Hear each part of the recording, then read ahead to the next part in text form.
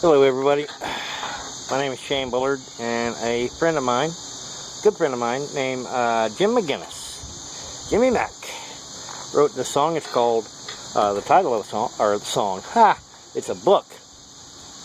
It has letters and words and sentences. It's called Tending to the Passt. Jimmy's pretty good. I like the way he writes anyway. So this part of the book is called December 16th. So I'm going to do my best, so bear with me, okay? You nick my spruce until its fiber cracks. It gives up standing straight and goes down swishing. You link an arm in its arm and you lean across the light snow homeward smelling green. That was written by Frost. Bob Frost, Robert Frost, whatever you want to call him, but it was Frost. So it goes like this. It says, Quinn repeated the line, "Tree by Enterprise and Expedition," then closed the book.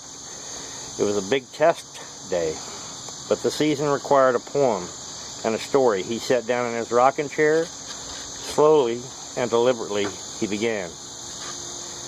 It was our first Christmas together. I was fresh out of college, swinging a hammer for a living, and my wife was working at a bank. We rented a little frame house off of Melbourne Avenue. Poor but proud, we were determined to make it on our own and very reluctant to ask help from our parents. The house had no heat, and it had to be the coldest Florida winter in memory. I'd make a fire in the fireplace, and at night we'd roll out the sleeping bag on the hardwood floor, just the three of us. Oh yeah, did I mention our German Shepherd puppy? I do believe that she ate better than both of us. Romantic moments are tempered by hard realities, and things were really tough for us that first year. I remember her getting the blues at the thought of a lean Christmas coming, so lean that a Christmas tree purchase seemed out of reach.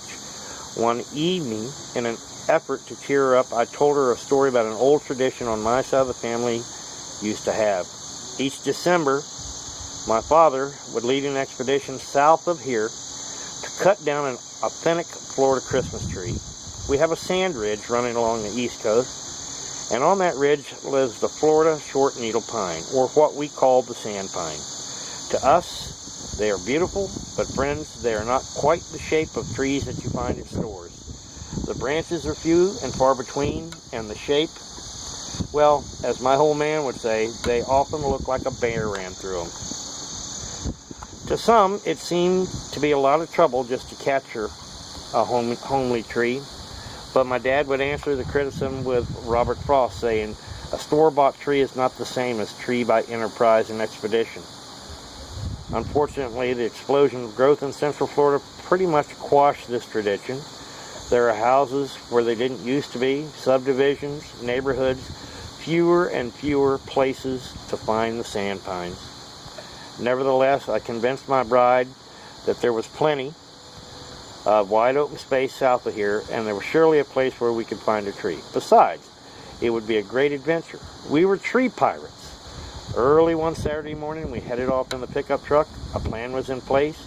She would drop me off, and I would find a tree, cut it down, and await her return. Now, to say that off without a glitch would be something less than the truth. My getaway driver had difficulty finding her way back. I was stuck in the woods with a contraband, knowing full well the tree police was on my trail. Finally, I heard a blaring horn and a laughing woman. We headed home to decorate our Florida tree, reveling in the one and only heist of our careers. It was not our prettiest tree. I think a beer did run through that one, but it was certainly among our fondest Christmas memories. That next year, we started a new tradition that still thrives today. We go buy a tree. Well, folks, I hope you enjoyed that Tending to the Passt. Jim McGinnis. Amazon.